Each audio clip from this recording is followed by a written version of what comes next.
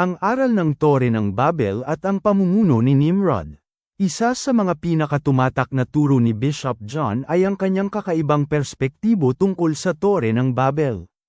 Genesis Kapitulo 11 versikulo 4, at sinabi nila, "Halikayo, magtayo tayo ng isang bayan at ng isang tore, na ang taluktok nito ay umabot sa langit, at magtaglay tayo ng isang ngalan, baka tayo'y mangalat sa ibabaw ng buong lupa." Sa kwentong ito, makikita ang hangarin ng tao na hegitan ang plano ng Diyos sa pamamagitan ng sariling lakas at teknolohiya. Pagkatapos ng dakilang baha, muling dumami ang mga tao sa lupa. Sa ilalim ng pamumuno ni Nimrod, na kilala bilang isang makapangyarihang mangangaso at hari, nagkaisa ang mga tao na magtayo ng isang dambuhalang tore sa lupain ng Shinar.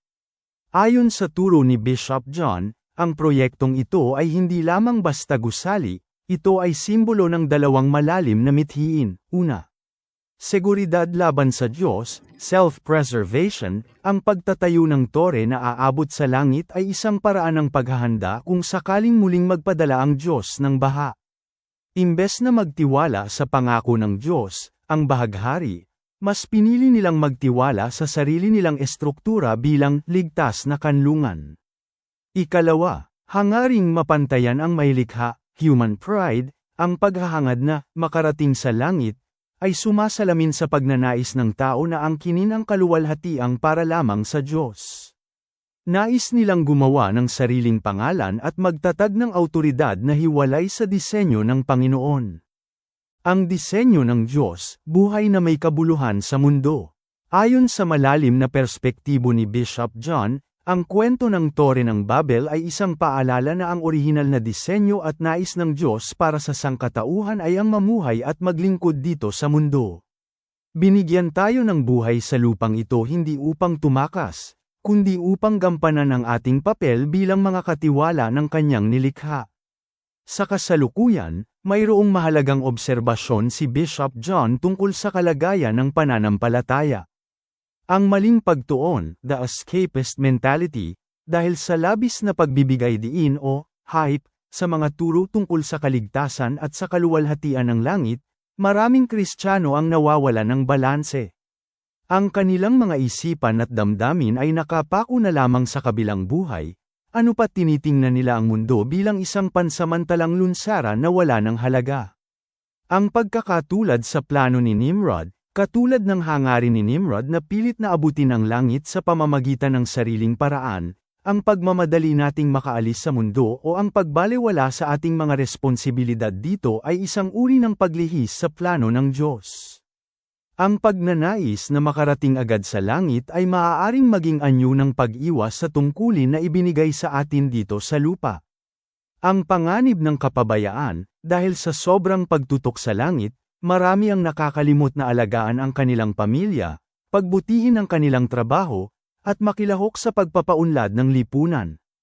Nakakaligtaan nila na ang tunay na kabanalan ay nakikita sa kung paano natin isinasabuhay ang ating pananampalataya sa gitna ng mga hamon ng mundo. Pangunahing kaisipan, ang langit ay ating destinasyon, ngunit ang mundo ang ating misyon.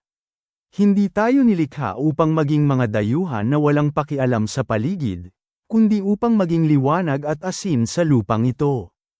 Ang disenyo ng Diyos, bakit lupa at hindi langit?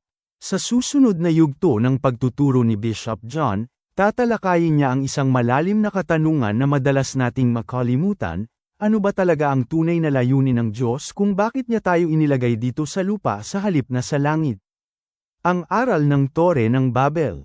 Kung babalikan natin ang kasaysayan ng Tore ng Babel, makikita natin na hindi nais ng Diyos na magmadali ang tao na umakyat sa langit sa pamamagitan ng sarili nating paraan at tiyempo. Sa halip, ang nais niya ay namnamin natin ang buhay dito sa mundo at tuklasin ang mga biyayang inilaan niya para sa atin. Hindi tayo ginawa para maging panauhin lamang na naghihintay ng pag-alis, tayo ay nilikha para mamuhay, mamahala, at magpayabong sa lupang ating tinutuntungan. Space is for creation, dito papasok ang sentrong tema ng aral ni Bishop John, Space is for creation. Ipinaliliwanag nito na ang mundo ay hindi ginawa ng Diyos bilang isang tapos na produkto o isang perpektong kwadro na bawal galawin. Ang bakanteng espasyo, ayon kay Bishop John, nang likhain ng Diyos ang sansinukob, sadyang nag-iwan siya ng malalawak na espasyo. Ang tao bilang co-creator, ang mga espasyong ito ay hindi pagkukulang ng may likha, kundi isang imbitasyon. Layunin ng Diyos na ang tao ang magpuno sa mga bakanteng puwang na iyon. Pagpapatuloy ng paglikha, binigyan tayo ng talino, lakas, at imahinasyon upang makalikha ng mga bagong bagay, mula sa teknolohiya, sining, arkitektura, hanggang sa mga sistema ng lipunan, na magpapaunlad sa ating mundo. Conclusion, sa madaling salita, ang lupa ang ating workshop. Narito tayo dahil nais ng Diyos na maging katuwang niya tayo sa paglikha. Hindi tayo inilagay dito para lamang maghintay sa kabilang buhay, kundi para gamitin ang ating potensyal upang punan ang mundo ng kabutihan, kagandahan, at inobasyon. Ang bawat bakanteng espasyo sa ating buhay at sa mundo ay pagkakataon para sa isang bagong paglikha. Hamon sa pagbabago ng kaisipan. Sana ay nagsilbing mitya ang ating talakayan upang magbukas ang inyong kaisipan sa mas malalim na perspektiba. Ang mga turo ni Bishop John ay maaaring tila bago o radical sa ating pandinig, madalas pa nga ay sumasalungat ito sa mga tradisyonal na konseptong kinalakihan natin at tinatanggap ng nakararami ng walang pagtatanong. Subalit, bagaman tila bago at kakaiba, ang mga aral na ito ay matibay na nakaugat sa katotohanan at sa realidad ng buhay. Hindi ito mga haka-haka lamang, kundi mga prinsipyo na humahamon sa atin na tingnan ang mundo sa mas malinaw na lente. Bakit mahalaga ang pagbabagong ito? Pag-iwan sa nakasanayan, ang pagyakap sa mga turo ni Bishop John ay nangangailangan ng pagbitaw sa mga luma at limitadong kaisipan. Bagong mindset, kapag pinalitan natin ang ating mga lumang paniniwala ng mga prinsipyong mas malapit sa realidad, nagkakaroon tayo ng bagong mindset. Ganap na transformasyon, ang pagbabagong ito ng pag-iisip ay hindi lamang nananatili sa loob ng ating ulo. Ito ay dumadaloy palabas at nagbubunga ng konkretong pagbabago sa ating buhay, sa ating mga desisyon, sa ating pakikitungo sa kapwa, at sa ating tagumpay.